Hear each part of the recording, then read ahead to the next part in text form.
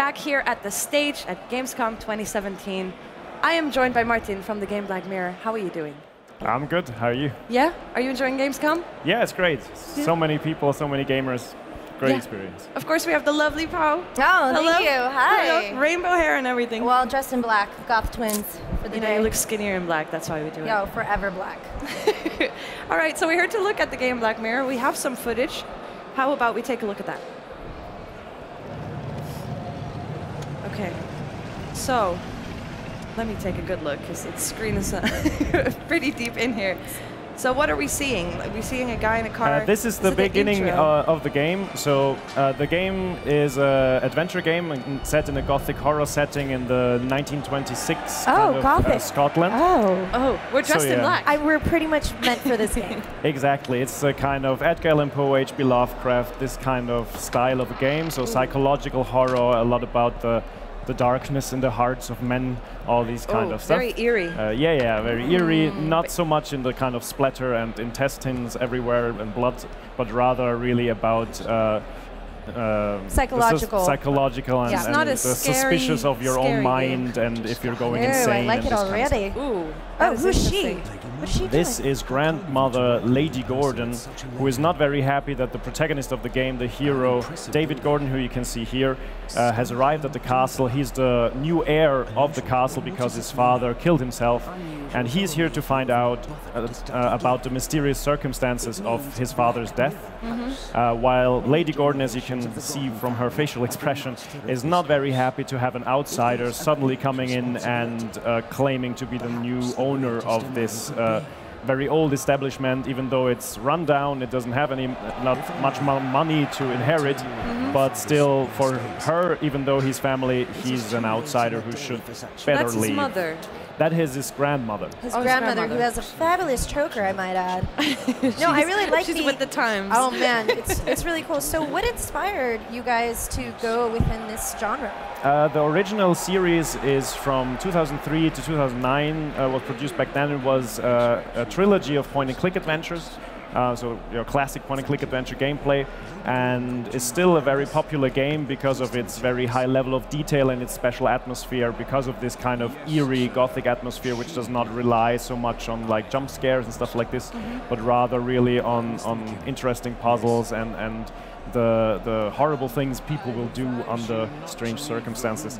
And so for us it was just basically rebooting a series that was already very much in our hearts with the developer King Art, who have already worked on the second part of the original series. We're rebooting it completely, so it's for a new gamer. You don't have to play the originals. So it's not a sequel. It's not a sequel, not a prequel, or anything like this. The reason for this, we know the word reboot sends shivered down the spines of many people. The original wasn't good enough. But that's not like, we're actually looking very closely at the originals because they have such a unique atmosphere. But we did want to go towards a more cinematic approach with more close-ups, more cutscenes, more dramatic dialogue, and also more close-up interactions, as you can see now in the video, interactions with objects that you find. And for this, we also wanted to have a fresh start because the originals had one story arc over the whole trilogy, and the story arc was actually finished in these three games, and it had a very deep mythology that you know, in a horror game, it's a lot about finding out are there kind of supernatural things going on? Is there just madness? Is there just a murderer or something like this? So if you take that away from the beginning, you obviously lose a lot. And for the gamers who played the originals, they already know all of this. So we wanted to give them a new kind of mythology. So for them, it's again like a new experience, finding out what goes on in this seemingly haunted house, and just finding out whether if there is actually something supernatural going on or just a very human tragedy. If you already have a trilogy from 14 years ago that is fairly timeless, as you say, like it has a very specific style, it is a very timeless game, why would you still choose to reboot that game and make it into a more like digital 3D kind of thing?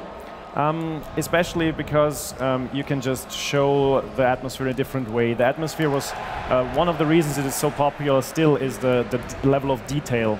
It was back then, it was pre-rendered levels, like fixed cameras, so you could put in a lot of details. This we are trying to bring back because we know this is very important to the gamers. And at the same time, there were things you couldn't do with a point-and-click adventure. Point-and-click adventures have more complex puzzles, which we're trying to keep for certain parts of the story when the story is so a bit one of its exactly main attractions, when the story is a bit slower, when he explores the castle and its surroundings and talks to the family, then you've got these more complex puzzles. So we didn't want to dumb it down too much. So you do have to use your brain quite a lot when you have got several puzzles going on at the same time, and you can basically approach them whenever you want to, like the way you want, in the sequence you want to. But at the same time, when the story is a bit moving forward quickly, you want to be a bit more in there with the gameplay, with quick time events, with like button interactions.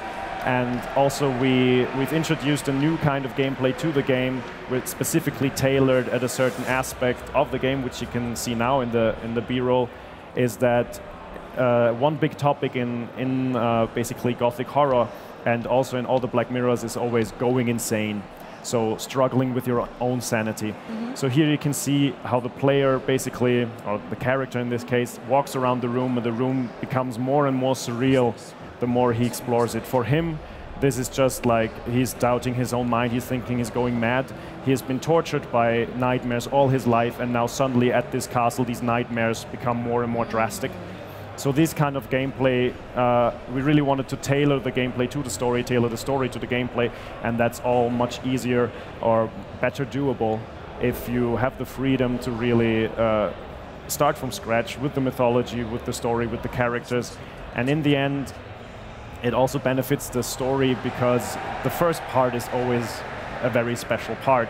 Like I think that goes for most of horror games and horror films and everything. So as you can see now, the room has become very surreal, has become like an underwater lake, and he can now basically interact with this ghostly apparition, this kind of memory vision. He doesn't know what it is. He might be just going insane. He might have a waking nightmare or a suppressed memory.